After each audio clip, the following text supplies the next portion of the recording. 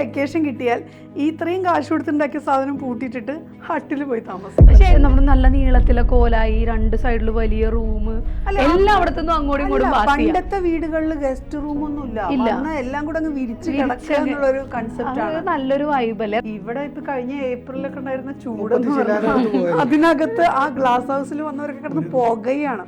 അതുപോലെ മഴയുടെ കേസിലും ഒരു മനുഷ്യന്റെ ഏറ്റവും വലിയ സ്വപ്നം എന്ന് പറയുന്നത് നല്ലൊരു വീടായിരിക്കും. വീടെന്ന് പറയുന്നത് നമ്മൾ പണ്ട് കാലത്ത് കുഞ്ഞു കുഞ്ഞായിരുന്നെങ്കിൽ ഇപ്പോൾ വീടെന്ന സങ്കല്പത്തിൽ തന്നെ ഒരുപാട് മാറ്റങ്ങൾ വന്നു. എനിക്ക് വീടെന്ന സങ്കല്പത്തിൽ വന്നിട്ടുള്ള ഏറ്റവും വലിയൊരു മാറ്റമായിട്ട് ഫീൽ ചെയ്തിട്ടുള്ളത് എന്താണെന്ന് വെച്ചാൽ, പണ്ടൊക്കെ നമ്മൾ ഇപ്പം നമ്മുടെ ബോംബെയിലും ഡൽഹിയിലൊക്കെ ഉള്ള റിലേറ്റീവ്സൊക്കെ വരുമ്പോഴേ അവർ ഫ്ലാറ്റിലാണ് താമസിക്കുന്നത്. അവരതിന് വീടെന്ന് പറയാം, മേരെ ഘർ എന്നാണ് പറയാം. അപ്പോൾ ഞാൻ വിചാരിക്കുന്നത് ഈ ആകാശത്തൊക്കെ താമസിക്കുന്നത് നമുക്കത് ഹോട്ടൽ റൂം പോലെയാണ് അങ്ങനെയുള്ളത് ഫീൽ ചെയ്യുക, അതിനൊക്കെ നമ്മൾ വീടെന്ന് പറയുമെന്ന്. പക്ഷേ ഇപ്പോൾ നമുക്ക് വീടെന്ന് പറയുന്നത് നമ്മുടെ ഫ്ലാറ്റും നമ്മുടെ വീടാണ്. ആ ഒരു ചേഞ്ച് ഈവൻ ഞങ്ങളുടെയൊക്കെ നാട്ടിൻപുറങ്ങളിൽ പോലും ഫ്ലാറ്റ് സംസ്കാരം വന്നിട്ടുണ്ട്. അതിന് കുറേ പോസിറ്റീവ്സ് ഉണ്ട്. ഒന്നാമത് നമ്മുടെ മലയാളികളുടെ ഒരു ട്രഡീഷണൽ ഇതെന്ന് പറഞ്ഞാൽ 10 സെൻറ്റ് സ്ഥലവും അതിനകത്തൊരു 2 നില വീടും എന്നുള്ളൊരു കൺസെപ്റ്റിൽ നിന്ന് അത് പിന്നെ 5 സെൻറ്റായി 2 സെൻറ്റായി അങ്ങനെ കുറഞ്ഞിട്ടാണ് ഇത് ഫ്ലാറ്റിലേക്ക് എത്തിയത്. സ്ഥലം അത്രയില്ല, അതൊരു വലിയ കാര്യമാണ്. രണ്ടാമത്തെ കേസ് എന്ന് പറഞ്ഞാൽ നമ്മൾ കുറച്ച് മറ്റുള്ളവരെ കാണിക്കാനും കൂടെ ആയിട്ട് വീടുണ്ടാക്കാൻ തുടങ്ങി. നമ്മൾക്ക് നമ്മുടെ ഒരു സിസ്റ്റം ഉണ്ട്, നമ്മുടെ പ്രകൃതിക്ക് അനുസരിച്ച് നമ്മുടെ മൺസൂണും അതൊക്കെ മനസ്സിലെടുത്തിട്ട് ഒരു സിസ്റ്റം ഉണ്ട്. പക്ഷെ ഇപ്പം അങ്ങനെയൊന്നും അല്ലല്ലോ. ഇപ്പം നോക്കുമ്പോൾ നമുക്ക് തോന്നുന്നത് വീട് പണിയുന്നത് ഇപ്പം ഒരച്ഛനമ്മ ഒരു കുട്ടിയുള്ളവർക്കാണെങ്കിലും പണിയുന്ന വീട് കണ്ടു കഴിഞ്ഞ് കഴിഞ്ഞാൽ അത് അവർക്ക് താമസിക്കാൻ വേണ്ടിയിട്ട്. സത്യം പറഞ്ഞാൽ എറണാകുളത്ത് കഴിഞ്ഞ ഒരു വർഷം 2 വർഷത്തോളമായിട്ട് റിയൽ എസ്റ്റേറ്റിൽ ബൂം കിട്ടിയിട്ടുള്ള ഒരു മാർക്കറ്റ് ഈ വാടക മാർക്കറ്റാണ്. അപ്പോൾ ഒരു വീട് പണിയുക എന്ന് പറയുമ്പോൾ എനിക്ക് പേഴ്സണലി അറിയാം, അതായത് വീട് പണിയുക എന്ന് പറയുമ്പോൾ നമുക്ക് എത്ര നില വേണം? 1 നില, കൂടിപ്പോയാൽ 2ാമത്തെ നില. അതിൻ്റെ മുകളിലേക്ക് ഈ പറയുന്ന 1 BHK എന്നുള്ളതാണ് ട്രെൻഡിങ്. കാരണം മിനിമം 10-12 രൂപ വാടക മേടിക്കാം. അപ്പം ഒരു 4 1 BHK അവിടെ ഇവിടെ ആയിട്ട് തട്ടിക്കൂട്ടും. അപ്പോൾ ഇപ്പോഴത്തെ ട്രെൻഡാണ്. അതായത് എന്ന് പറയുമ്പോൾ ഒരു വീട് പണിയുന്നു, മാസം ഒരു 30,000-നെങ്കിലും ഒരു നിലയിൽ നിന്ന് മാത്രം നമുക്ക് അതിനുള്ള സോഴ്സ് ഉണ്ടാകുന്നു എന്നുള്ളതാണ്. ഈ നേരത്തെ പറഞ്ഞ ഈ 2 നില വീടിൻ്റെത് അത് ഒരു സമയത്ത്, അതായത് ഒരു 2000 തുടങ്ങിയ സമയത്തൊക്കെയുള്ള എല്ലാ വീടുകളും 2 നില വീടുകളാണ്. ആ വീടുകളിലൊന്നും മക്കളില്ല എന്നുള്ളതാണ്. ഇപ്പം എനിക്കൊക്കെ നേരിട്ടറിയാം. എൻ്റെ വീടിൻ്റെയൊക്കെ അപ്സ്റ്റെയറിൽ കയറുന്നത് എൻ്റെ അമ്മയ്ക്ക് മുട്ടിന് വയ്യ, അമ്മയ്ക്ക് കയറാൻ പറ്റില്ല. ഞാനൊക്കെ ചെല്ലുമ്പോൾ മാത്രമാണ് അതിൻ്റെ മുകളിൽ ആൾപ്പെരുമാറ്റമുള്ളത്. ഒരാളവിടെ വന്നിട്ട് ഒരു ഫാമിലി ആയിട്ട് താമസിച്ചാൽ പോലും താഴെ നിൽക്കുന്ന അമ്മയ്ക്ക് അറിയാൻ പറ്റില്ല. അത് അങ്ങനത്തെ ഒരുപാട് വീടുകളുണ്ട്. മാത്രമല്ല ഇപ്പോൾ നമ്മൾ ഈ വീടിൻ്റെ കാര്യത്തിൽ ഒരിടയിൽ ഭയങ്കരമായിട്ട് മോഡേൺ ആയി തുടങ്ങി. ഇപ്പം ഫോറിൻ ടൈപ്പ് വീടുകൾ നമ്മുടെ നാട്ടിൽ ഒരുപാടുണ്ട്. പക്ഷെ ഇപ്പോൾ വീണ്ടും മറിഞ്ഞു, ഭയങ്കരമായിട്ട് പഴമയിലേക്ക് പോകാൻ തുടങ്ങി. അല്ല, ഈ ഗ്ലാസ് ഹൗസ് പോലത്തെ വീടുകൾ ഇപ്പോൾ ഒരു ട്രെൻഡാണ്. അതിൽ ഏറ്റവും വലിയ പ്രശ്നം എന്താണെന്നറിയോ, ആ ടെമ്പറേച്ചർ പരമാവധി 26 ഡിഗ്രിയിൽ അപ്പുറം പോകാത്ത സ്ഥലത്താണ് ഈ ഗ്ലാസ് ഹൗസ് ഒക്കെ. അപ്പോൾ കറക്റ്റ് സൂര്യപ്രകാശം വീട്ടിനകത്തേക്ക് വരികയും ഒക്കെ ചെയ്യും. ഇവിടെ ഇപ്പൊ കഴിഞ്ഞ ഏപ്രിലൊക്കെ ഉണ്ടായിരുന്ന ചൂടെന്ന് പറഞ്ഞാൽ അതിനകത്ത് ആ ഗ്ലാസ് ഹൗസിൽ വന്നവരൊക്കെ കിടന്ന് പുകയാണ്. അതുപോലെ മഴയുടെ കേസിലും ഇത്രയും സ്ട്രോങ് മൺസൂൺ ഉള്ള ഒരു നാട്ടിൽ നമ്മൾ വിക്ടോറിയൻ മാതൃകയിൽ ഒരു വീടുണ്ടാക്കണ്ട. അവിടെ ഒന്നും മഴയൊന്നും ഇതുപോലെ ഇല്ല. അങ്ങനെ ഉണ്ടാക്കിയിട്ട് അവസാനം പാരഗോളൊക്കെ ഉണ്ടാക്കി അതിൻ്റെ ഉള്ളിൽ കൂടെ ഒക്കെ വെള്ളം വീട്ടിനകത്ത് കയറി ആകെ പിന്നെ ആർക്കിടെക്റ്റിനെ വിളിച്ചുകൊണ്ടിരിക്കുന്ന ആൾക്കാരുണ്ട്.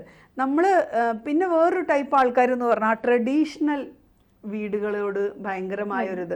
പക്ഷെ ഇതങ്ങ് പരന്നാകെ വീട്ടിൽ അച്ഛൻ അമ്മ 2-3 പിള്ളേരുണ്ടാവും. 3 പിള്ളേർ +2 കഴിയുമ്പോഴേക്കും കാനഡയിലേക്കോ അയർലൻഡിലേക്കോ സ്റ്റഡീസിനായിട്ട് പോകും. പിന്നെ പിള്ളേർ ഈ വഴിക്കൊന്നും തിരിച്ചു വരില്ല. ഇത് ഒരു കടൽ പോലെയാണ് വീട് കിടക്കുന്നത്. ഒരു മുറിയിൽ നിന്ന് വേറൊരു മുറിയിലേക്ക് പോകാൻ തന്നെ അപ്പോഴേക്കും മുട്ടുവേദന, മുട്ടിന് തേയ്മാനം തുടങ്ങിയ പ്രശ്നങ്ങളൊക്കെ വന്നിട്ടുണ്ടാവും. വയസ്സായ ആൾക്കാരുണ്ടെങ്കിൽ അതും ഉണ്ട്. നമ്മളിവിടെ ബാരിയർ ഫ്രീ എന്നൊക്കെ പറഞ്ഞാലും വീട്ടിനകത്ത് വയസ്സായവർക്ക് ശരിക്കും ബാരിയർ ഫ്രീ ഒന്നുമില്ല. വീട്ടിനകത്ത് നമ്മുടെ എല്ലാവരുടെയും വിചാരം നമുക്കൊരു 35 വയസ്സിനപ്പുറത്തേക്ക് പ്രായമാവില്ല എന്ന്. അതുകൊണ്ട് നല്ല അടിപൊളി ടൈൽസൊക്കെ ഇട്ടിട്ട് ഇവിടെ വീണ് കഴിഞ്ഞാൽ അടുക്കളയിൽ പോയി നിൽക്കും. അത്രയും പോലത്തെ ടൈൽസൊക്കെ ഇട്ട് മിനുക്കി വെക്കും. ബാത്റൂം എന്നൊക്കെ പറഞ്ഞാൽ ഓരോ ബെഡ്റൂമിൻ്റെ സൈസാണ് ബാത്റൂം. ഈ വയസ്സായ ആൾക്കാർ ബാത്റൂമിലേക്ക് കയറുമ്പം പിടിക്കാനൊരു ഗ്രിപ്പില്ല, എവിടെയില്ല. വെള്ളം കൂടെ വീണ് കഴിഞ്ഞാൽ വീഴുകയുള്ളൂ, വേറെ വഴിയൊന്നും അവർക്കുമില്ല.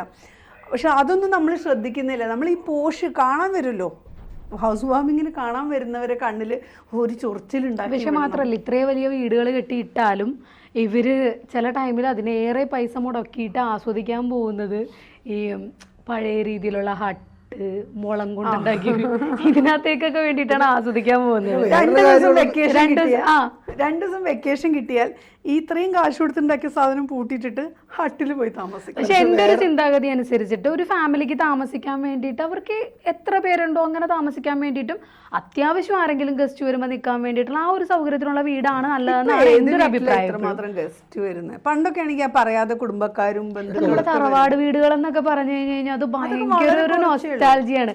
അതിന് അത്രയും സ്പേസും ഉണ്ട്. നമ്മുടെ നല്ല നീളത്തിലെ കോലായി, 2 സൈഡിൽ വലിയ റൂം, എല്ലായിടത്തുനിന്നും അങ്ങോട്ടും ഇങ്ങോട്ടും പാസ് ചെയ്യാം. പണ്ടത്തെ വീടുകളിൽ ഗസ്റ്റ് റൂം ഒന്നും ഇല്ല. എല്ലാം കൂടെ അങ്ങ് വിരിച്ച് കിടക്കുക എന്നുള്ളൊരു കൺസെപ്റ്റ് ആണ്. നല്ലൊരു വൈബ് അല്ലേ? അതൊക്കെ ഓർമ്മയുണ്ട. പക്ഷെ ഇത് കാണുന്ന പലർക്കും ഈ പറഞ്ഞ പോലെ വീട് വെക്കുക എന്നുള്ളത് ഇന്നും ഒരു വലിയ ചലഞ്ചാണ്. പലർക്കും സാമ്പത്തികമായിട്ട് ഒരു ഭയങ്കര അപ്ഹിൽ ടാസ്ക്കാണ്. അതിൽ എടുത്തു പറയേണ്ട വേറൊരു കാര്യം, ഓൺലൈനായിട്ട് ഇപ്പോൾ ഈ മാർക്കറ്റ് പിടിക്കാൻ ഇറങ്ങിയിരിക്കുന്ന കുറേ തട്ടിപ്പുകാരുണ്ട്.